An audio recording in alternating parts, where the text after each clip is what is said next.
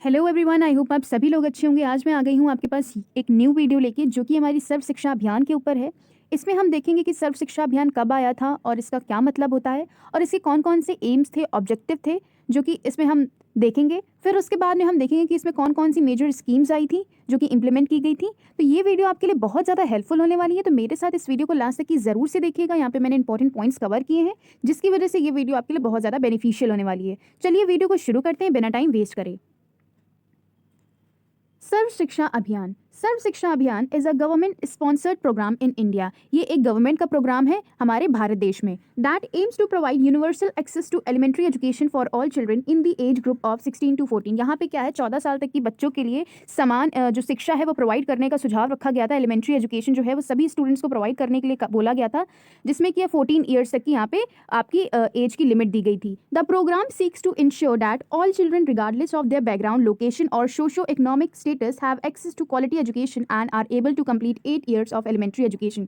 यहाँ पे इस प्रोग्राम में बोला गया था कि कोई भी बच्चा, चाहे वो किसी भी बैकग्राउंड से आता हो, किसी भी लोकेशन से आता हो, उसका स्टेटस जो भी हो, हमें उससे कोई मतलब नहीं है। हम पे ये फोकस करना है कि हमें किसी तरह उसे क्वालिटी एजुकेशन प्रोवाइड करनी है और उसकी 8 years की एलिमेंट्री एजुकेशन हमें किसी भी तरीके से, किसी भी हाल में उसे कंप्लीट करवानी है। डजेंट मैटर, हमें उसका स्टेटस नहीं देखना है, हमें उसकी लोकेशन नहीं देखना, हमें उसकी कास्ट नहीं देखनी, हमें कुछ भी नहीं देखना। बस हमें फोकस करना है कि हमें उस बच्चे को क्वालिटी एजुकेशन प्रोवाइड करनी है up to elementary level. Next है द SSA, शॉर्ट फॉर्म है ये हमारा सर्व शिक्षा अभियान का। Programme was launch in 2001। और ये प्रोग्राम कब लॉन्च हुआ था, कब आया था? 2001 में आया था। And being implemented in partnership with state government. और इसको इम्प्लीमेंट किया गया था किसके पार्टनरशिप में? स्टेट गवर्नमेंट के उसमें, और civil society organisation and the private sector. यहाँ पे 3 लोग जो है वो पार्टनर बने थे, जिसकी वजह से ये प्रोग्राम जो है वो इम्प्लीमेंट हो पाया था। आई होप ये आपको ओवरव्यू समझ में आ गया होगा सर्व शिक्षा अभियान का। अब इसके बाद में हम देख लेते हैं ऑब्जेक्टिव्स ऑफ सर्व शिक्षा अभियान। इसके कौन कौन से ऑब्जेक्टिव्स थे? तो सबसे पहला हमारा ऑब्जेक्टिव है all children in school education guarantee centre alternate school back to school camp by 2003। यहाँ पे इनका मानना था कि सभी बच्चे जो हैं, वो सभी लोग जो हैं वो इन्वॉल्व हो जाएं एजुकेशन में। सभी बच्चे जो हैं जो नहीं आते पढ़ने के लिए, उनको जल्द से जल्द लाया जाए स्कूल में, जिससे कि उनकी एलिमेंट्री एजुकेशन जो है वो कंप्लीट हो सके। सभी बच्चों को बैक टू स्कूल लाया जाए बाई 2003। सेकेंड हमारा ऑब्जेक्टिव है by 2007 all children would be completed primary education. यहाँ पे ये उद्देश्य रखा गया था कि 2007 तक की सभी बच्चों की जो प्राइमरी एजुकेशन है वो कंप्लीट की जाए। By 2010 all children would be completed 8 years of schooling. और 2010 से तक या उससे पहले पहले बच्चों की 8 years तक की जो स्कूलिंग है उसको भी यहाँ पे पूरी तरीके से कंप्लीट हो जाए। मतलब यहाँ पे एक ये रखा गया था एस्टिमेट कि 2010 तक की हमें बच्चों का पूरा जो एलिमेंट्री एजुकेशन है उसको कंप्लीट करना है किसी भी हाल में। उस हम लोग कैसे करेंगे, ये टीचर्स के ऊपर छोड़ दिया गया था कि आप बच्चों को इनकरेज करें, बच्चों को आप उनको समझाएं, जगह जगह जाके आप कैंपेन करें।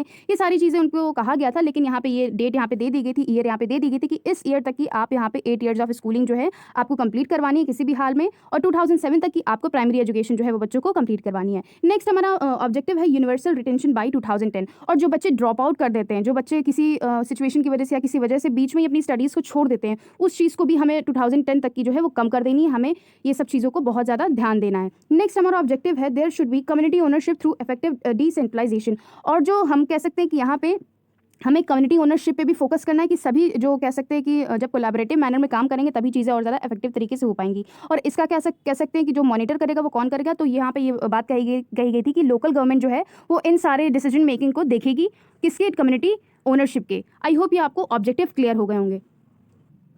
अब हम यहाँ पे देख लेते हैं कंट्रीब्यूशन ऑफ सर्व शिक्षा अभियान। क्या इनका कंट्रीब्यूशन रहा था? तो सबसे पहले है बिल्ड न्यू स्कूल। यहाँ पे सर्व शिक्षा अभियान का ये मानना था कि हमें ज़्यादा से ज़्यादा स्कूल क्रिएट करने हैं जिसमें कि बच्चों को और ज़्यादा अच्छी एजुकेशन प्रोवाइड की जा सके। Created new school and classroom to provide access to education to for all children.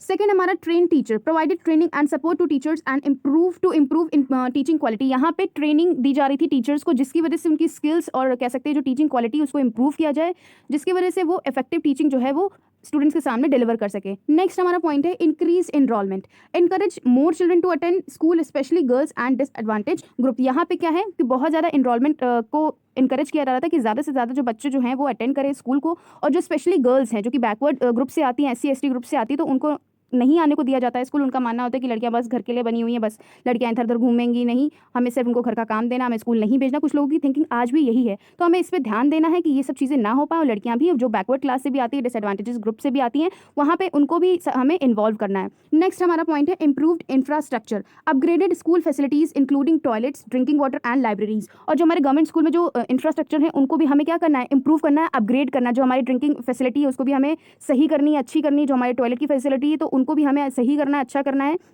जिससे कि बच्चे हाइजीनिक तरीके से रह सकें और चीज़ें अच्छी तरीके से कर सकें। और हमें लाइब्रेरीज़ की जो फैसिलिटी है वो भी बच्चों को प्रोवाइड करनी है। आई होप ये आपको पॉइंट्स क्लियर हो गए होंगे। नेक्स्ट यहाँ पे हमारा पॉइंट है फोकस्ड ऑन इंक्लूसिविटी। यहाँ पे हमें इंक्लूसिव एजुकेशन पे फोकस करना है। Insured education for children with disability, SC/ST and other marginalised group. यहाँ पे हमें इंक्लूसिव एजुकेशन पे फोकस करना है, जिसमें कि आपको SC/ST स्टूडेंट्स को भी इन्वॉल्व करना है, डिसेबल्ड स्टूडेंट्स को भी इन्वॉल्व करना है, और भी जो हमारे अदर ग्रुप्स हैं, मार्जिनाइज्ड ग्रुप हैं, जो कि हमारी सोसाइटी में बहुत ही अलग तरीके से देखे जाते हैं, उनको भी हमें यहाँ पे इन्वॉल्व करना है। नेक्स्ट हमारा पॉइंट है प्रमोटेड कम्युनिटी इन्वॉल्वमेंट। यहाँ पे हमें कम्युनिटी को भी क्या करना है, इन्वॉल्व करना है।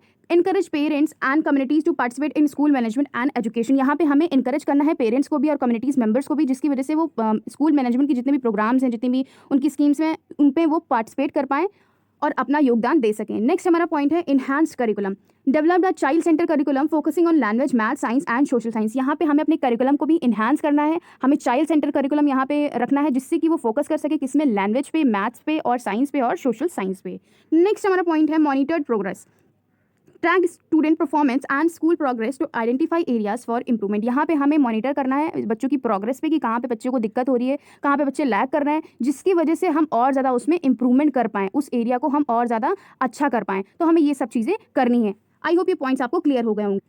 फिर अब हम देख लेते हैं मेजर स्कीम ऑफ सर्व शिक्षा अभियान। क्या क्या स्कीम्स थी सर्व शिक्षा अभियान के अंडर में, तो यहाँ पे हम देख लेते हैं। सबसे पहला स्कीम हमारी है डिस्ट्रिक्ट प्राइमरी एजुकेशन प्रोग्राम, इसको हम शॉर्ट फॉर्म में DPEP भी बोलते हैं। Focusing on universalization primary education, यहाँ पे प्राइमरी एजुकेशन पे फोकस किया गया था इस स्कीम के अंदर कि हमें बच्चों को समान शिक्षा देनी है और ज़्यादा से ज़्यादा ये फोकस करना है कि अपनी जो बच्चे हैं वो प्राइमरी एजुकेशन को कंप्लीट कर सकें। सेकेंड हमारी स्कीम है national programme for education of girls at elementary level. इसमें ये फोकस किया गया था कि हमें बच्चों को एजुकेशन देनी, स्पेशली गर्ल्स पे यहाँ पे फोकस किया गया था, जो कि SC/ST कम्युनिटी से क्या करती है, बिलोंग करती हैं।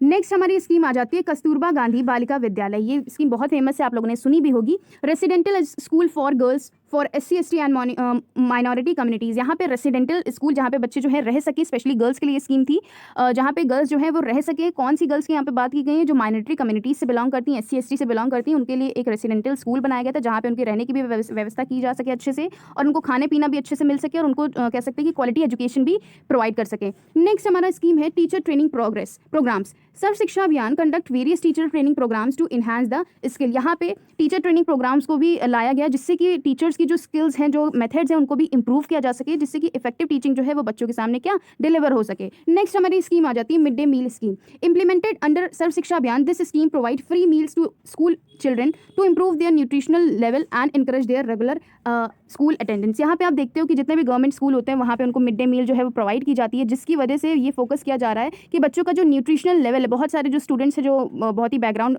से आते हैं, तो कहीं ना कहीं उनको खाने को नहीं मिलता है, या तो उनके पास इतनी गरीबी होती है जिसकी वजह से वो खाना 2 टाइम का अफोर्ड नहीं कर सकते हैं। तो गवर्नमेंट का ये फोकस था कि हमें मिड डे मील जो है वो प्रोवाइड करनी है बच्चों को, जिससे कि हमें उनका न्यूट्रिशनल लेवल भी इंप्रूव करना है और बच्चे को कहीं ना कहीं इंकरेज करना है, तो जिससे कि उनकी जो स्कूल की अटेंडेंस है वो पूरी रहेगी। बच्चे भी सोचेंगे कि चलो वहाँ पे चलते हैं, कम से कम खाने को तो मिलेगा, जिसकी वजह से बच्चे जो हैं वो वहाँ पे रोज़ पढ़ने के लिए आएंगे भी। आई होप ये आपको सारी स्कीम अच्छे से क्लियर हो गई होगी। वीडियो अच्छी लगे तो लाइक कमेंट शेयर जरूर से करिएगा और मेरे चैनल को जरूर से सब्सक्राइब करिएगा। Thanks for the watching this video.